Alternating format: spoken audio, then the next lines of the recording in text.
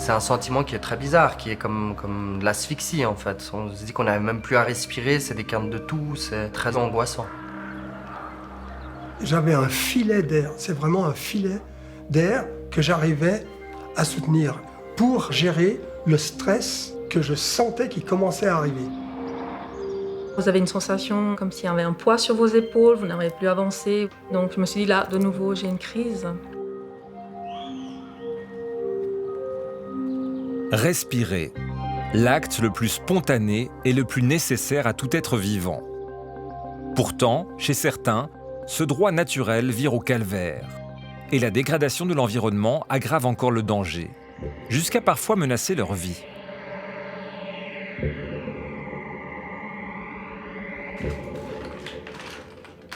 Patricia Reil avait 27 ans quand une première crise d'asthme a failli l'emporter sans crier gare. Tout d'un coup, le matin, je me suis réveillée avec un sifflement. Je respirais par saccades, ne sachant pas ce que c'était. Je me suis dit, ça va passer. Je pensais juste à... Je me suis trouvée en fait dans une situation où je ne savais pas trop comment réagir. Et là, j'ai fini aux soins intensifs parce que c'était vraiment très intense. Et on m'a dit que j'ai failli en fait presque y passer parce que c'est vraiment, j'arrivais plus à respirer du tout, c'était bloqué. Donc j'ai passé 3 jours aux soins intensifs et c'est comme ça que la première fois c'est venu en fait. L'asthme de Patricia est d'origine allergique. Une batterie de tests ont révélé des allergies violentes à de nombreux pollens. Des traitements à la cortisone lui ont permis d'espacer les crises. Sinon, c'est les sprays à prendre matin et soir. Un spray que vous gardez toujours sur vous? Oui, toujours. J'en ai partout, dans la salle de bain, dans mon sac, dans ma veste. Vraiment, c'est quelque chose qui me rassure aussi, c'est vrai, il faut le dire. C'est quand même un poids sur les épaules, on se dit, demain peut-être, je vais plus pouvoir respirer. C'est devenu un asthme chronique, oui. Chez Pacari Klappenbach, l'asthme allergique s'est installé insidieusement. Tout a commencé à l'adolescence par un banal rhume des foins, qui s'est aggravé peu à peu. J'ai développé une forme de comportement asthmatique où je sentais la gorge qui se resserrait énormément, la difficulté à respirer. J'ai plus pu dormir couché vraiment horizontalement, j'ai dormi avec 3-4 coussins presque assis en fait. Parce que je sens des écoulements nasaux qui passent dans la gorge après, puis qui encombrent les voies respiratoires. J'ai la gorge qui siffle, qui se resserre comme si elle était toute étroite. Ça développe aussi une forme d'angoisse au moment d'aller dormir, où on sait qu'on va passer une nuit terrible. Son quotidien est ponctué de rituels obligatoires. Se rincer les cheveux et le visage plusieurs fois par jour pour éliminer le pollen. Avaler chaque matin des comprimés d'antihistaminiques qui atténuent les réactions allergiques. Utiliser régulièrement un spray pour dégager les bronches et un autre pour le nez.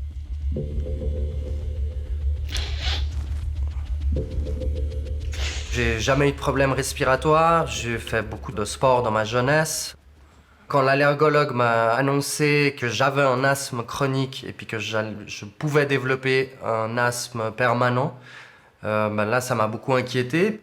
Mais c'est quand même une vie avec des médicaments quotidiens, c'est quand même particulier.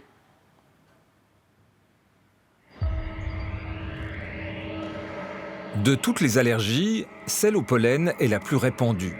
Elle touche aujourd'hui 20% des Suisses, contre seulement 5% il y a 30 ans. Mode de vie trop aseptisé, pollution urbaine, prédisposition génétique, les pistes d'explication sont nombreuses. Mais le mécanisme est toujours le même. L'organisme réagit à une molécule inoffensive, comme s'il s'agissait d'un dangereux ennemi. Le premier contact, appelé sensibilisation, ne déclenche aucun symptôme. Mais en silence, le système immunitaire se met à produire des anticorps spécifiques, les IgE. Dès la deuxième rencontre avec le pollen, les IgE passent à l'attaque. Cette réaction allergique provoque une libération massive d'histamine. Une molécule responsable de symptômes allergiques comme l'urticaire, l'hypersécrétion des muqueuses ou la constriction des bronches. Bonjour madame, comment allez-vous? Bien, et vous? Patricia a entamé une désensibilisation.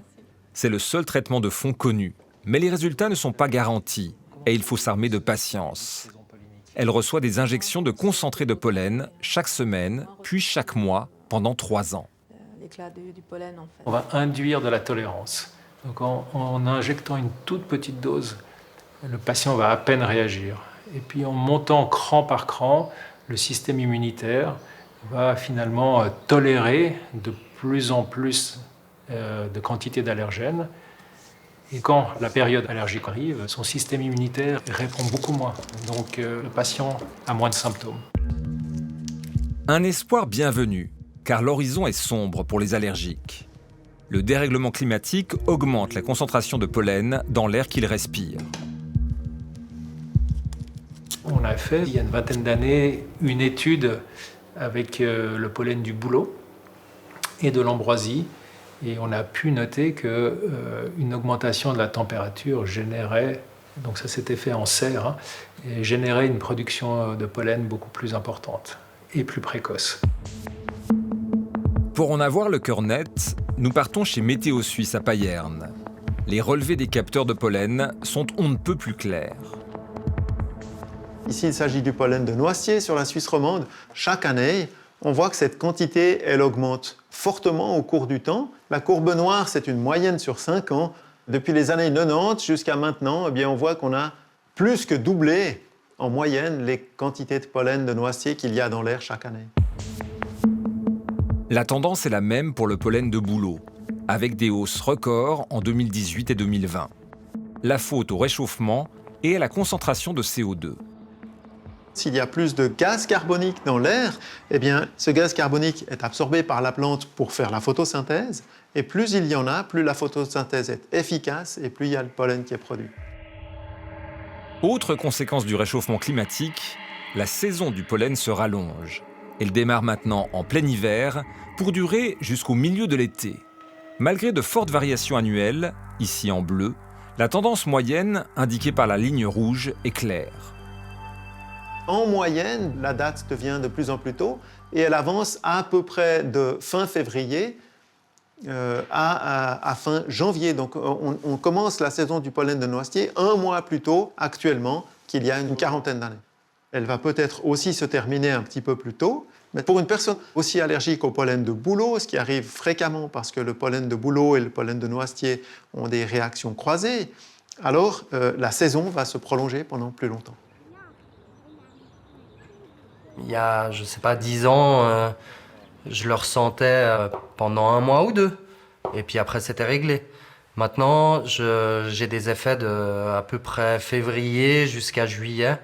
Donc c'est presque la moitié de l'année. Le réchauffement climatique fait que ça commence plus tôt. Oui, bien sûr. Les arbres sont en fleurs plus tôt. Tout se développe plus tôt, en fait. Oui. Certaines années, on a vu des refloraisons en automne de certaines plantes qui, d'habitude, fleurissent au printemps. Alors, les gens peuvent avoir des symptômes à une période à laquelle ils ne s'attendraient pas à avoir leur allergie.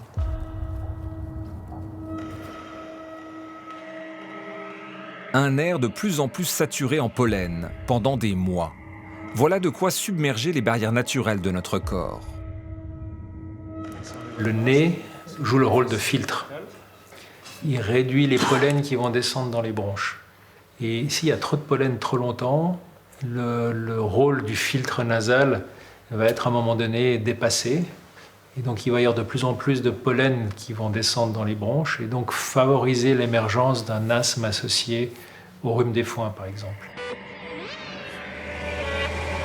Outre l'impact du réchauffement climatique, certains polluants agissent directement sur les pollens. Ils les rendent plus agressifs. La pollution irrite la plante et un certain nombre de protéines de stress de la plante vont être exprimées dans le pollen.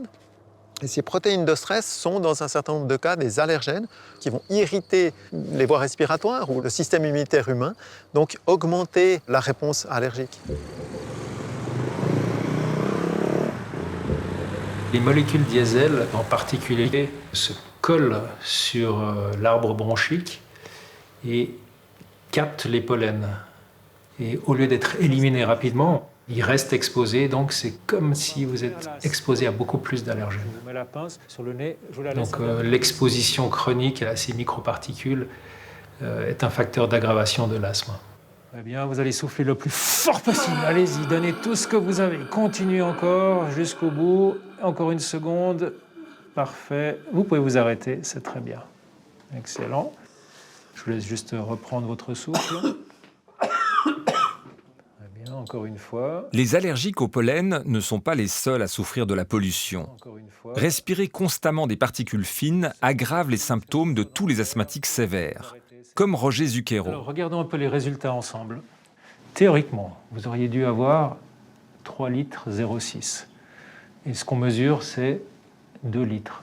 En d'autres termes, il vous manque 35% de votre capacité pulmonaire. Voilà. Roger est un septuagénaire en pleine forme, virtuose d'arts martiaux. Il y a une dizaine d'années, une banale injection d'anti-inflammatoires a déclenché une première crise d'asthme très violente. Je sentais que je n'arrivais plus à expirer et à inspirer. L'air ne rentrait pas. Il passait pas, comme un canal qui se rétrécit.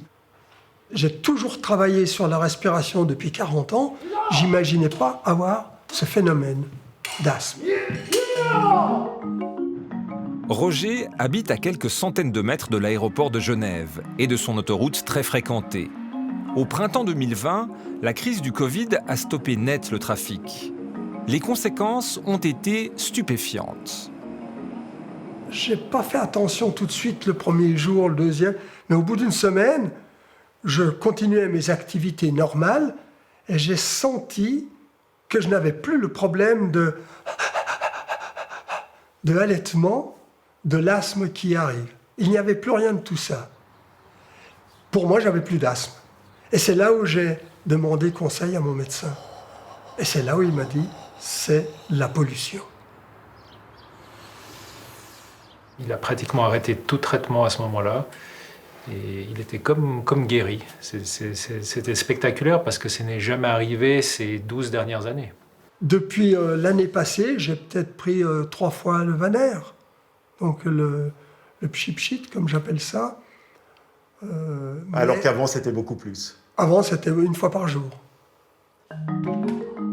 Plusieurs autres patients souffrant d'asthme sévère ont aussi ressenti cette nette amélioration, même si elle est un peu retombée depuis.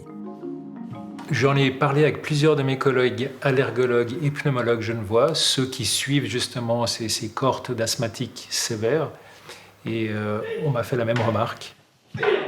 On sait depuis une vingtaine d'années que la pollution exacerbe l'asthme. Mais on n'a jamais eu en fait une réduction drastique d'exposition aux polluants atmosphériques. Et là, tout d'un coup, avec ce confinement, les asthmatiques les plus sévères allaient, dans les 2 tiers des cas, mieux. Ça interpelle vraiment sur ce que nos sociétés sont d'accord d'accepter en termes de pollution.